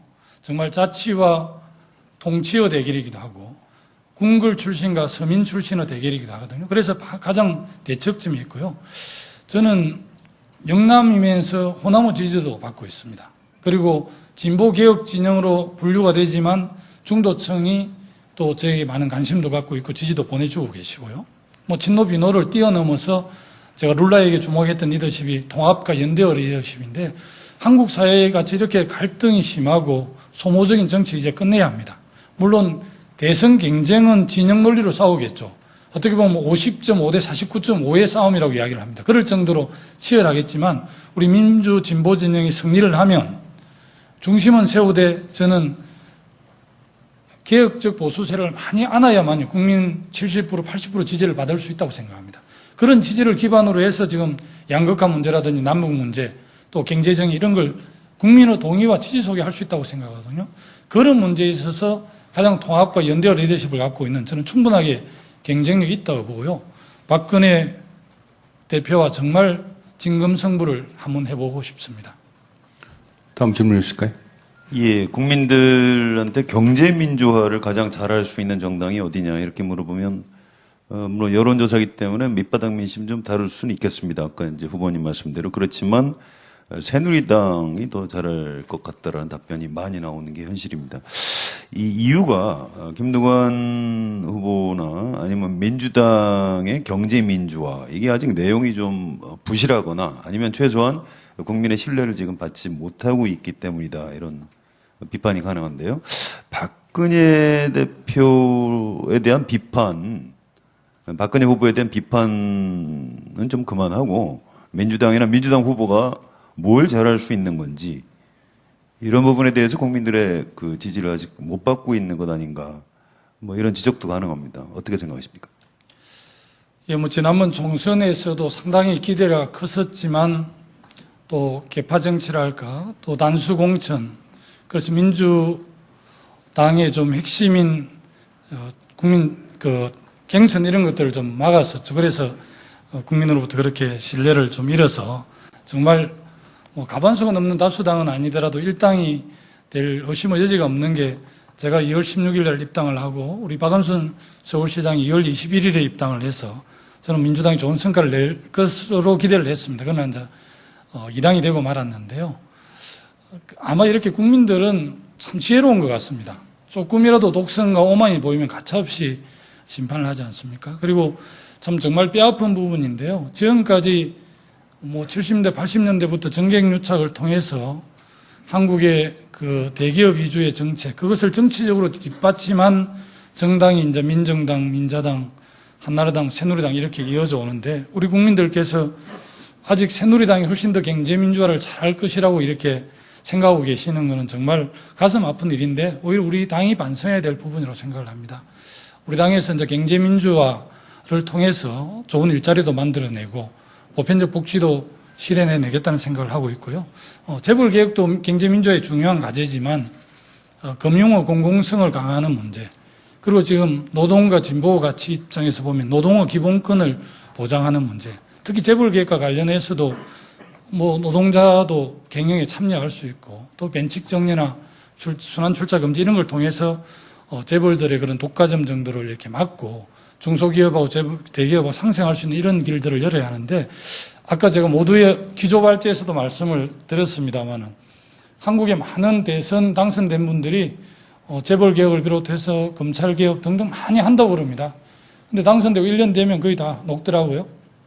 아마 연줄과 인맥 뭐 굉장히 인맥이 많이 연결되어 있고 그런 것 같아요. 그래서 저는 뭐 그런 점이 이제 변방에서 늘 정치를 하고 또 지방에 있었기 때문에 그런 점이 제가 굉장히 강점이기도 하고요. 중앙 정치를 좀 부족하지 않냐 뭐 이런 약점이기도 하는데 어떻게 보면 지금까지 그런 쪽에 전혀 기득권하고 연결되지 않는 제가 가장 적임자라고 저는 생각을 합니다. 재벌개혁이 재벌 때문에 안 되는 거고 검찰개혁이 누구 때문에 안 됩니까? 소수 정치검찰 때문에 검찰개혁이 안 되는 것이죠. 사학법 개정 문제도 그렇지 않습니까? 학원 재벌들 끊임없는 로비 이런 것들 때문에 국민들이 그렇게 기대하지만 잘 안 되는데 물론 제가 혼자 할 수 없을 겁니다. 김두관을 중심으로 내각과 청와대 수석들, 적어도 이런 팀워크가 제대로 재벌개혁과 검찰개혁, 여러 가지 우리 사회에 정말 문제가 많은 이런 걸 제대로 진단하고 강력한 의지를 가지고 국민적 동의와 합의를 바탕으로 해서 해야 될 거라고 저는 보고요. 그렇게 하는 것이 우리나라 대기업이 글로벌 기업으로서 이상을 갖고 또 대기업으로서 사회적 기여를 하는 거라고 보는 것이죠. 그래서 저는 뭐 재벌 개혁이라는 것이 뭐 없애는 게 아니라 재벌이 갖고 있는 장점들을 살려내고 재벌이 갖고 있는 약점들을 보완해서 재벌도 세계적인 글로벌 기업으로서 품격을 높이고 또 재벌하고 함께 상생하고 공동 번영할 수 있는 중소기업도 살려내는 그게 진정한 계획이 아닌가 싶습니다. 예, 이제 보충 질문 하나 드리겠는데요. 박근혜 후보에 대해서 야당의 대선 후보로서 이제 공격을 하시는 내용을 들어보면 좀 너무 좀 지나치게 당위론적인 것 아닌가 이런 생각이 듭니다. 박근혜라는 정치인은 국회의원을 벌써 14년 했고요. 또 당대표로서 많은 정치적인 업적을 가지고 있는 사람인데요. 당위론적 답변해 주지 마시고요. 현실적으로 대선 앞두고 박근혜는 이래서 무너질 것이다. 결국 이래서 안 될 것이다. 치명적인 약점이 바로 이것이다. 이런 포인트가 있으면 좀 소개를 해 주십시오. 아름양 사건도 있었고요. 정말 우리 주부들이 자녀들 사교육비 때문에 노래방에도 나가고 그러지 않습니까? 지금 뭐 현장에서 정말 적은 월급으로 경비원하는 사람도 있고요. 뭐 물론 제 가족이 저를 빼고 거의 서민이라서 제 가족 이야기를 하기가 좀 한편으로 민망하기도 하는데 제 형제들의 삶을 쭉 지켜보면서 참 그 동생이 이렇게 큰 선거를 해도 100만 원을 후원할 형들이 없어요. 제가 처음 군수에 출마했을 때 아마 형제들이 돈이 없어도 동생이 첫 출마를 한다는데 그래도 아마 꾸어서 저한테 100만 원, 200만 원 형제들이 했던 것 같아요. 저는 그래도 늘 형제들하고 함께 뭐 1년에 한두 번밖에 못 만납니다만은 만나면서 그 형들, 누님들 어려운 이야기들 듣는데 우리나라 국민 대다수 99%가 정말 어렵잖아요. 근데 그걸 몸으로 체화되지 않는 사람이 그냥 머리로서만 서민과 우리 서민대중, 중산층의 그런 어려움들을 정말 이해해낼 수 있을까? 몸으로 체화돼도 그것을 정책으로 입안하고 밀어붙이기가 쉽지 않은데 박근혜 대표는 거의 뭐 옛날로 치면 궁궐에서만 사신 분이잖아요. 근데 지금 요즘 보면 여러 가지 정책들을 많이 내시는데 정말 그렇게 할 수 있을까? 또 이제 뭐 새누리당을 운영하는 걸 보면 뭐 예신에서 독재자 딸 이렇게 규정하는데 저는 박근혜 대표 스스로 이미 독재자가 되어 있더라고요. 당을 운영하는 이런 걸 보면서. 그리고 서민의 정서 또 살아온 삶의 궤적이 그런데 국민을 섬기는 정치를 할 수 있을까? 국민 위에 있는 박근혜 대표, 저는 국민 아래 김두관 이렇게 하는데 그런 분이 과연 국민을 섬기는 정치, 21세기 맞는 정치를 할 수 있을까? 이렇게 저는 생각이 들어서 그런 점이 이 본선에서 가장 두드러진 약점이라고 보고 있고요. 그런 점들을 부딪히고 나면 그분이 뭐 시장 바구니를 들고 가서 콩나물을 사봤겠습니까? 지나가다 오뎅을 먹어봤겠습니까? 물론 이벤트로 뭐 시장 가서 오뎅을 드시고 했는지는 잘 모르겠습니다만은 저는 서민을 기본적으로 우리 국민 대다수인 서민의 정서와 삶의 궤적하고는 정말 무관하게 살아온 사람이 지금 민주공화국의 대통령이 되는 게 21세기 맞는가 저는 의심하고 있고요. 적어도 현장에서 또 그리고 바닥에서 아래에서 이렇게 정말 커온 사람이 뭐 그냥 제 슬로건이 이번에는 그렇게 안 썼습니다만 몇 년 전에 이장에서 대통령이 이렇게 썼는데 이장 통방장들이 그 현장에서 마을 주민과 행정을 연결하는 고리 역할입니다. 그래서 통반장들이 무보수 한 달에 한 20만 원 받기 때문에 뭐 무보수는 아니지만 그야말로 명예직으로 주민과 행정을 연결하면서 이렇게 해왔는데요. 뭐 이장했던 사람들, 통반장 했던 사람들도 뭐 구청장도 되고 도지사도 되고 이런 열린 계층이동이 자유로운 이런 나라를 제가 잘 만들 수 있기 때문에 그런 점에 치열하게 박근혜 후보가 토론하고 논쟁하고 국민들에게 선택해달라고 이렇게 호소를 할 생각입니다. 다음 질문 있어요? 경선 룰 논란을 거친 끝에 그 민주당 대선 후보 경선에 결선 투표제가 도입됐습니다. 이를 두고 그 1위를 차지할 자신이 없는 후보들이 결선 투표를 요구한 게 아니냐 하는 분석도 있는 게 사실입니다. 전혀 그렇지 않습니다. 지금 문재인 후보께서 좀 앞서가긴 하지만 뭐 대세를 행성하고 있는 것도 아니고요. 지금 이제 8월 25일부터 경선에 들어가는데 제가 1위를 하면 오히려 뭐 저를 제외한 사람들이 또 연대를 할 것이고 문 후보 1위를 달리면 문 후보를 반대하는 분들이 연대를 할 수 있겠지만 전혀 그렇지 않고 결선 투표제는 누구에게 유리하다 불리하다를 따지는 게 아니고요.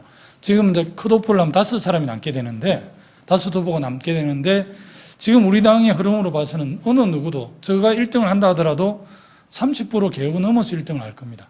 그렇게 해서 결선 투표제 없이 그냥 확정이 되면 민주통합당의 대선 주자는 전체 국민과 당원들 국민안전자유경선제니까 30% 지지를 가지고 안철수 교수하고도 후보 단일화 내지 연대를 해야 되고 또 박근혜 후보하고 싸워야 되는데 본선 경쟁이 현저하게 떨어지죠. 그래서 결선 투표제를 통해서 가반 이상의 지지를 받는 것이 본선에 훨씬 더 경쟁력을 갖기 때문에 그렇게 했고요.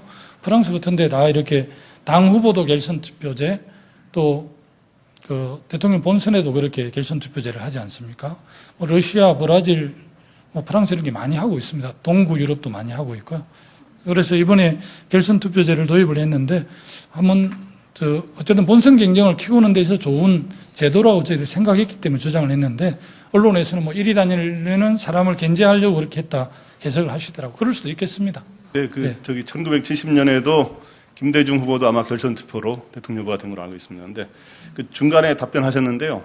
그래서 그런 결선 투표가 실시될 경우에 그러니까 결선 투표로 갈 경우에 누구와 연대를 추진할 생각인지 하는 게 궁금한 게 있습니다. 그래서 손학규, 정세균 후보와 연대를 추진할 생각인지 그렇지 않으면은 같은 그 친노 그룹인 문재인 후보와 연대를 추진할 생각인지 좀 말씀해 주시면 감사하겠습니다. 경선이 끝나고 나면 8분은 모든 후보를 다 함께 안고 또 가야 되지만 경선 과정에서는 어쩔 수 없이 선의의 경쟁을 할 수밖에 없는데요. 아까 조금 전에 말씀드렸듯이 제가 1위를 달리면 오히려 다른 쪽에서 연대를 할 거고 지금 흐름이 그대로 가서 문재인 후보 1위를 하면 또 연대를 할 수는 있겠죠. 어쨌든 1, 2 후보가 뽑히는 것이기 때문에요. 저는 뭐 우리 당의 그 후보들이 정책 기조가 크게 다르지 않기 때문에 어떤 후보든 본선 경쟁력을 키울 수 있는 후보하고 연대를 하는 게 맞고요. 또 사람과 연대보다는 어쨌든 후보가 조금씩 다른 또 정책들을 내기 때문에 그 정책이나 가치를 보고 연대하는 게 더 중요하다 이런 생각을 갖습니다. 어쨌든 최근에 제가 돌아가신 김근태 의장님의 그런 그 유지를 받들겠다. 그리고 담대한 진보를 실천하겠다 이렇게 기조연설에서 했듯이 어쨌든 민주진보 진영의 대선 승리를 위해서 모든 세력과 연대하겠다는 기본 입장을 갖고 있습니다. 네, 보충 질문 하나 드리겠습니다. 요즘에 저축은행 수사 관련해서 이제 계속 논란이 이어지고 있는데요. 그 저축은행 구명 로비와 관련해서 금품 수수 의혹을 받고 있는 박지원 민주당 원내대표가 검찰의 출두 요구에 지금 응하지 않고 있습니다. 그래서 민주당 일부에서는 대선을 위해서 박 원내대표가 당당히 수사에 응해서 밝히는 게 결백을 밝히는 게 낫지 않냐 하는 주장도 나오고 있습니다. 그래서 이런 주장에 대해서 어떻게 생각하시는지 말씀해 주시면 감사하겠습니다. 박지원 원내대표는 이제 야당의 원내대표이지 않습니까? 그리고 최근에 이제 저축은행 사건 수사 과정이 또 대선 자금도 불거졌는데요. 제1야당의 원내대표를 대선을 앞두고 이렇게 소환하는 것은 어떻게 보면 대선 수사 자금의 물타기다 이런 의심을 할 수 있고요. 정치 검찰에 대해서 우리 국민들께서 정말 많이 불신을 합니다. 또 박지원 원내대표께서 굉장히 돈을 수수했으면 제가 목포에서 할복이라도 하겠다 할 정도로 결백을 주장하고 계시고요. 저는 검찰에서 이미 많은 수사 자료가 있다면 그것을 근거로 해서 그냥 검찰에서 기소를 하는 게 좋겠습니다. 기소를 하면 법원에서 박지원 대표가 나와서 법적 공방을 할 것이거든요. 그런 게 저는 더 바람직하다 이런 입장을 분명히 갖고 있고요. 또 박지원 원내대표 검찰 소환과 관련해서는 국민 눈높이에 맞는 그런 당이 아마 여러 가지 근거를 할 수 있을 겁니다. 그래서 또 합리적인 분이시기 때문에 아마 검찰의 그런 그 당의 근거라든지 또 국민의 눈높이에 맞는 그런 처신을 충분히 하실 분이라고 저는 그렇게 보고 있습니다. 자, 그러면 이제부터 최근 그 사회적 이슈가 되고 있는 종북 논란 그리고 외교안보 분야로 넘어가 보겠습니다. 자, 질문해 주시죠. 예, 그 비례대표 부정 경선과 또 종북 논란에 휩싸여 있는 통합진보당의 이석기 김재현 의원을 국회에서 배제하는 이른바 자격 심사 문제에 대해서 민주당의 태도가 좀 왔다 갔다 하는 느낌을 줍니다. 민주당은 어떠한 태도로 이 문제에 임해야 한다고 보시는지 하나 하고, 또 하나는 그 야권연대의 대상에 통진당의 이른바 구당권파 또는 그 종북 성향이 논란이 되고 있는 주사파 계열의 그 세력도 연대의 대상에 포함이 돼야 된다고 보시는지 말씀을 좀 해주십시오. 우리 국민들께서는 저 종북 논란에 많은 관심들을 또 갖고 있는데요. 지난 지방선거에서는 이제 야권 연대를 했습니다. 그래서 이번 대선에도 과연 같이 야권 연대를 할 것인가에 대해서 많이 이제 고민들을 하고 있는데요. 기본적으로 뭐 야권 연대를 해야 된다는 그런 입장을 갖고 있지만 여러 가지 이제 불거진 여러 가지 해난에 대해서는 좀 다른 생각을 할 수 있다라고 생각을 합니다. 저는 통합진보당이 그 진보 진영을 전체 대표한다고 생각하지는 않습니다. 오히려 현장에서 진보와 노동의 가치를 실현하고 있는 현장에 있는 세력들이 어떻게 보면 더 중요하죠. 민주노총이나 한국노총 또 시민사회라든지 강범위한 진보와 노동의 가치를 실현하는 사람들하고 실질적인 연대를 하는 게 훨씬 더 중요하다고 생각하고요.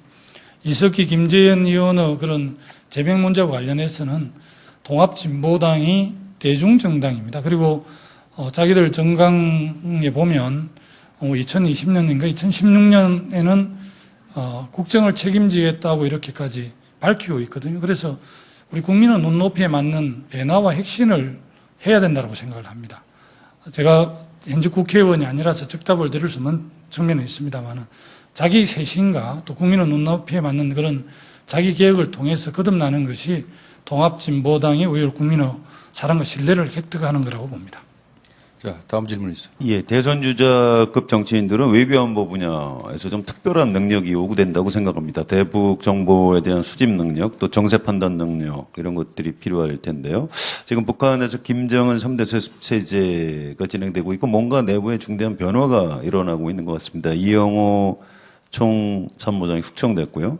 그 배경에 뭐 장성태, 김경희가 있다 이런 분석도 나오고 있습니다. 또 최근에 시장 경제를 도입하자 뭐 이런 움직임이 나타나고 있는 것으로 전해지고 있습니다. 북한의 최근 이런 움직임을 어떻게 평가하시는지, 우리는 어떻게 대처해야 한다고 생각하시는지 말씀해 주십시오. 우리 국민들 입장에서 보면 대통령이 민생이나 경제를 잘하는 게 훨씬 더 중요하지 않습니까?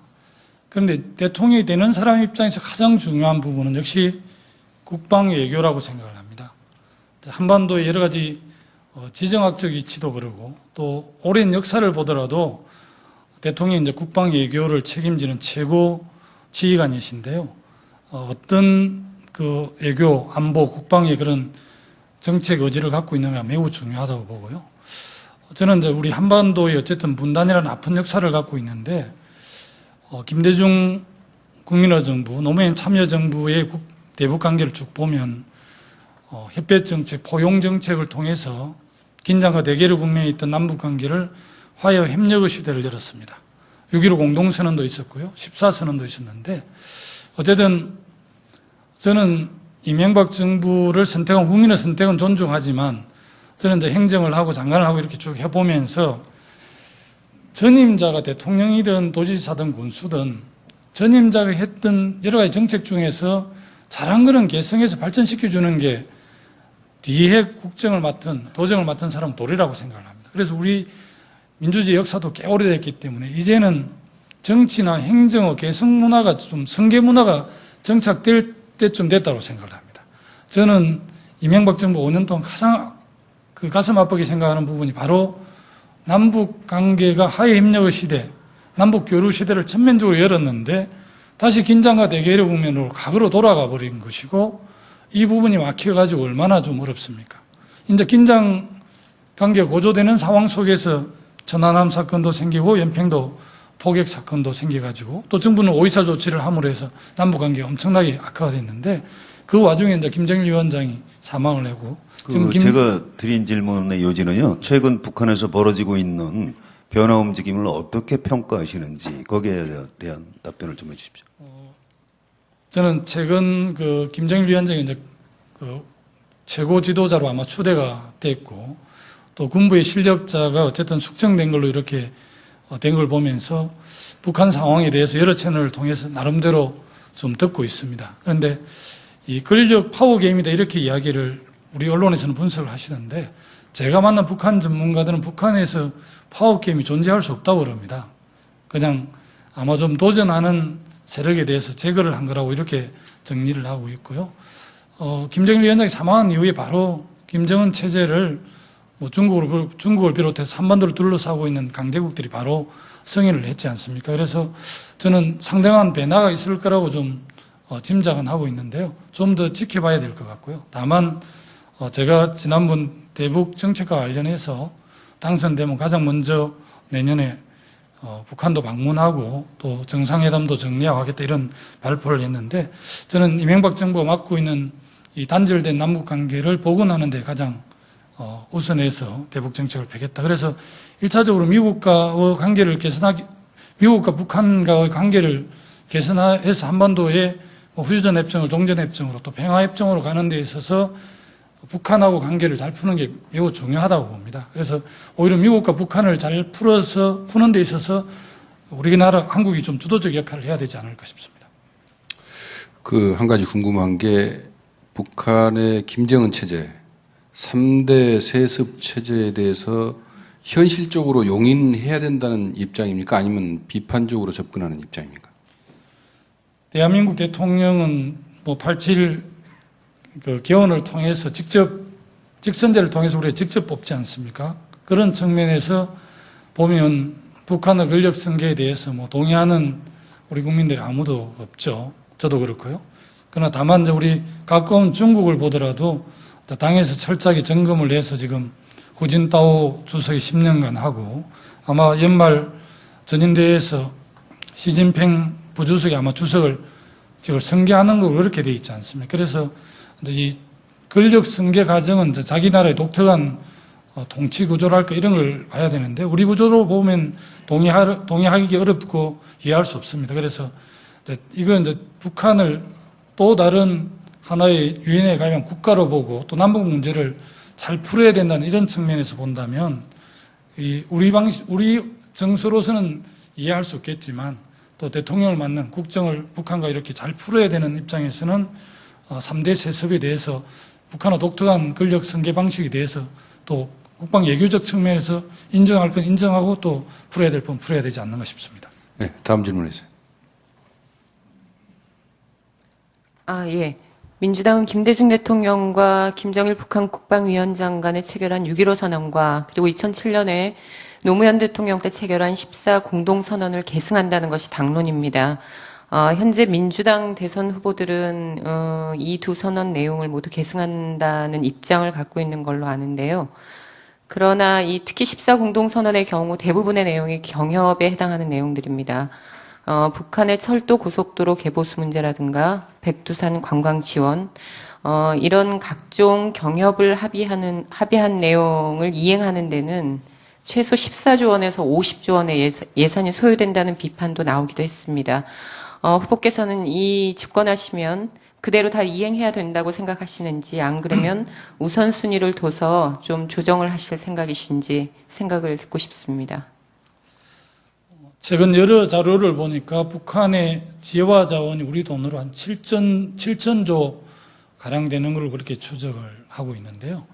저는 국민의 정부, 참여정부 10년 동안 대북에 여러 가지 지원, 경제적 지원도 하고 경협도 했는데 아무래도 보수 진영에서 많은 비판도 했죠. 퍼주기다 이렇게 했는데 동서도구 사례를 보면 너무 미비하고요.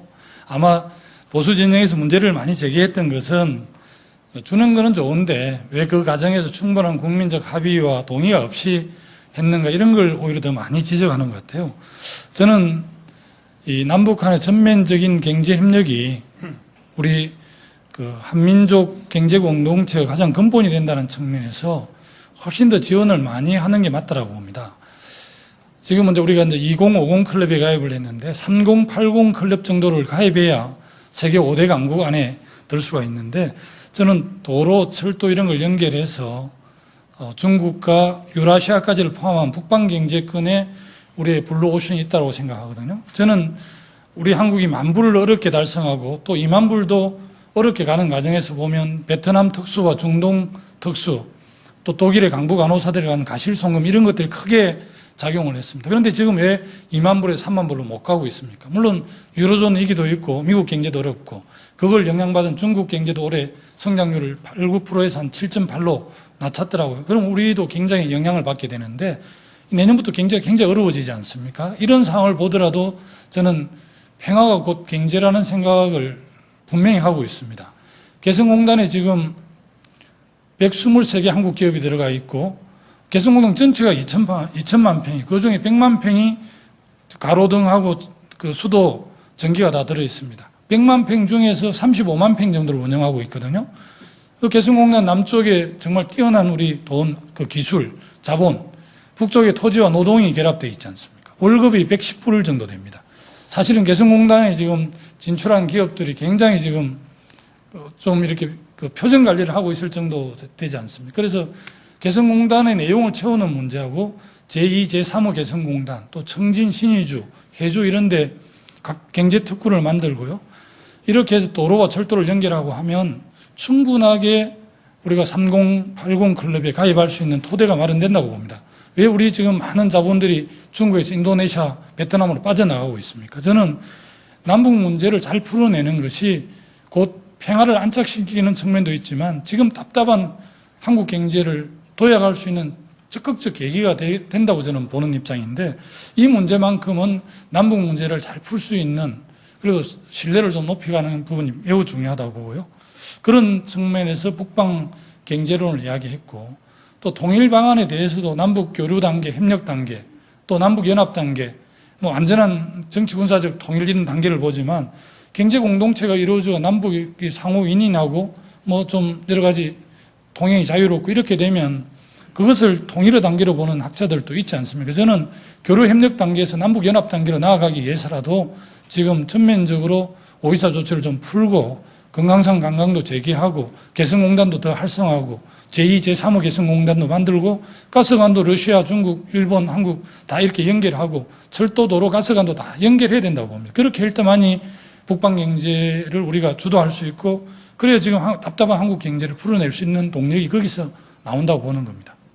자, 다음 질문 주시죠. 그 천안함 사건은 그 북한 소행이라고 정부가 발표했습니다. 근데 일부에서는 정부 발표를 믿지 않고 있습니다. 그래서 그 간략하게 답변해 주십시오. 그 정부 발표를 후보께서는 정부 발표를 믿습니까? 아니면 조작이라고 보십니까? 저는 뭐 정부 발표를 믿습니다. 그런데 조금 부연하면 그 과학기술계에서 이제 많이 그 의문을 제기하고 있고요.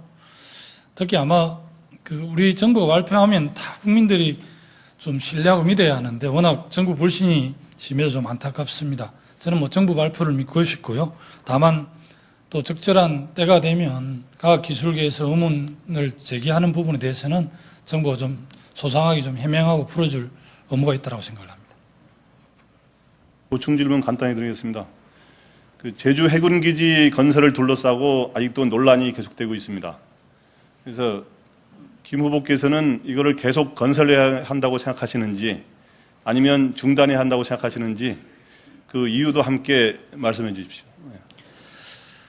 대양 해군을 키우기 위해서 이제 참여정부에서 했던 게 제주 해군기지고요.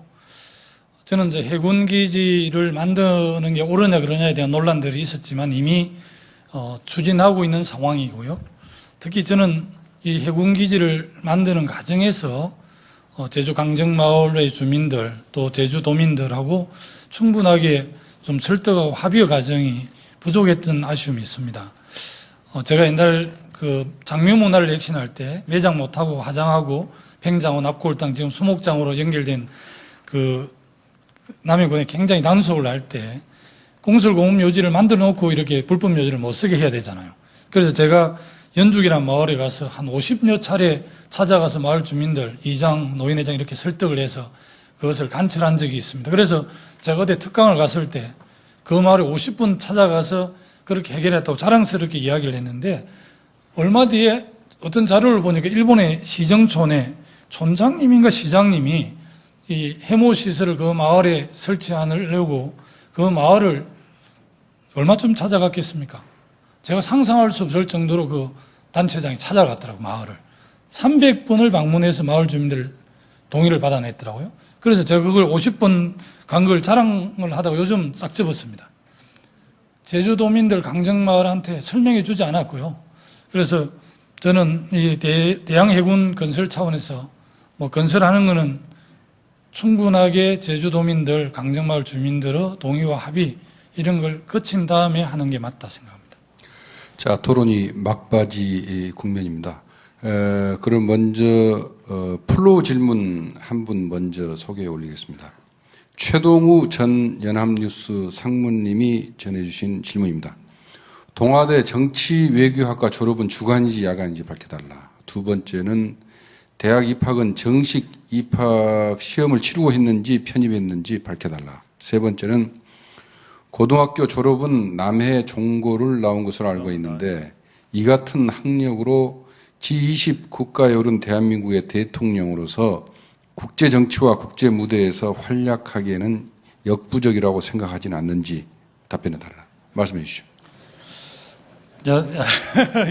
뭐 대통령 후보는 다 이렇게 머리끝에서 발끝까지 다 밝혀야 되니까 말씀드리면요. 처음은 국민대학에 합격을 했습니다. 국민대학에 합격을 했는데 그 당시 77년도 제 기호로 등록금이 28만 3천 원이 왔는데 어머니가 동네에 쭉 구하러 다니다가 15만 원 정도밖에 못 구해서 포기를 해서 농사를 지었고요. 농사를 지으면서도 꿈을 포기하지 않아서 어쨌든 3년 뒤에 2년 그러니까 삼수택이죠. 경북 영주에 있는 경상전문대를 갔습니다. 거기서 2년 동안 행정학과를 졸업하고 동아대학교 정치외교학과 3학년에 편입을 해서 3학년, 4학년에 다녔는데 당연히 주간에 다녔습니다. 다녔고 고등학교는 그 종합적으로 사고를 하는 게 중요하다 해서 종합고등학교를 갔습니다. 갔고 국민을 섬기는 게 중요하다 해서 국민대를 갔는데 제가 등록금이 없어서 못 갔고요. 동아대를 간 것은 동아시아적 관점에서 세계를 바라봐야 된다고 해서 동아대를 제가 갔습니다. 그래서 아마 대통령의 덕목 중에 아무래도 국제 마인드를 할까 글로벌 마인드를 많이 갖는 게 매우 중요하다고 생각을 합니다. 그래서 끊임없이 세계 정세 속에서의 한국 정치 경제, 또 한국 입장에서 중언어배나 또 태평양 건너 있지만 강고한 한미동맹을 구축하고 있는 미국의 세계 전략 이런 거에 대해서 제가 많이 알지는 못하지만 끊임없이 노력하고 배우고 해서 G20 국가의 정상회담에 나가더라도 한국 대통령으로서 당당한 자존심과 이상을 갖고 당당하게 대하겠습니다. 그러면은 마지막 질문 하나 듣고 끝내겠습니다. 김 지사의 공약을 보면은 국민 한 사람 한 사람에 대한 직접 지원 또는 정부 재원으로 개인 부담을 완화하는 이른바 선심성 약속이 대단히 많은 것 같습니다. 음성통화 문자 서비스는 무료로 하겠다. 통신비를 낮추겠다. 주택수당을 도입해서 주거비용을 줄이고 중병도 틀니도 임플란트 건강보험으로 해결해 주겠다. 그런데 이런 공약을 도대체 무슨 돈으로 다 이행하겠다는 건지 궁금합니다. 짧게 답변해 주시면. 예. 아무래도 이제 보편적 복지 문제하고 여러 가지 주요 사업들을 하려고 그러면 많은 재원이 들어가는 게 당연하고 그 부분에 대해서 많은 의문들을 제기하십니다. 저는 지금 정부 5년 동안 국정을 운영하면서 우리가 흔히 말하는 부자 감세를 통해서 한 40조 정도를 감해드렸고요. 또 4대강 사업에도 한 22조 정도 돈을 넣었습니다. 그리고 또 해외 석유 자원 개발이라는 이름으로 17조 정도를 낭비를 했는데요. 저는 국가 자원을 이렇게 낭비하면 안 된다고 생각을 합니다. 그래서 330조 정도 되는 국가 전체 자원을 어떻게 배분할 것인가 문제고요. 또 어느 층에 더 집중해서 지원할 것인가 문제인데 우리 한국 사회의 좀 주류 세력이랄까 상층은 국가의 특별한 지원을 받지 않더라도 충분히 해낼 수 있기 때문에 저는 우리 사회의 서민들이라든지 중산층 중에서도 중하위층들에게 보다 많은 복지를 통해서 또 성장과 선순환을 만드는 게 전체적인 한국 경제를 튼튼하게 하고 또 내수 시장을 활성화하는 것이기 때문에 그거는 재원의 배분 문제라고 생각을 합니다. 충분히 할 수 있다고 봅니다. 자, 그럼 마지막으로 김 지사의 1분 클로징 멘트 듣고 오늘 토론회 마치겠습니다. 감사합니다. 국민들께서 많은 걱정을 하고 계십니다. 그리고 정권 교체를 통해서 국민이 그래도 국민에게 희망이 되어주기를 바라고 계시는 것 같습니다. IMF 실적이기 때문에 많은 분들이 등산을 하면서 산에서 마음의 위로를 받았습니다. 그래도 적어도 새롭게 출범하는 새로운 정부는 산보다는 우리 국민들에게 따뜻하게 위로가 되는 산보다 나은 정부가 되기를 바랍니다. 우리 사회에 안고 있는 많은 부조리 정말 바로잡아야 합니다. 저 김두관 지금까지 현장에서 아래에서 그리고 그 삶의 체험 속에서 제가 익힌 게 있습니다. 정말 하루하루 살아가기 힘든 서민들, 영세자영업자들 그리고 어려운 중아이 계층 전체 국민들 함께 아우르면서 새로운 대한민국을 저 김두관이 만들어내겠습니다. 국민 여러분들 성원해 주시고 함께해 주십시오. 고맙습니다. 네, 관훈클럽은 관례에 따라서 오늘 나오신 분에게 기념패를 드립니다. 김두관 후보님께 우리 김민배 총무께서 기념패를 드리겠습니다. 제가 기념패 내용을 읽어드립니다. 기념패 김두관 민주통합당 대선 예비 후보. 관훈클럽은 교화를 초청 연설로 모신 가운데 유익한 대화 토론의 시간을 가졌습니다. 교화와 함께한 소중한 이 자리는 55년을 이어온 관훈클럽의 전통과 더불어 길이 기억될 것입니다. 2012년 7월 25일 관훈클럽 총무 김민배.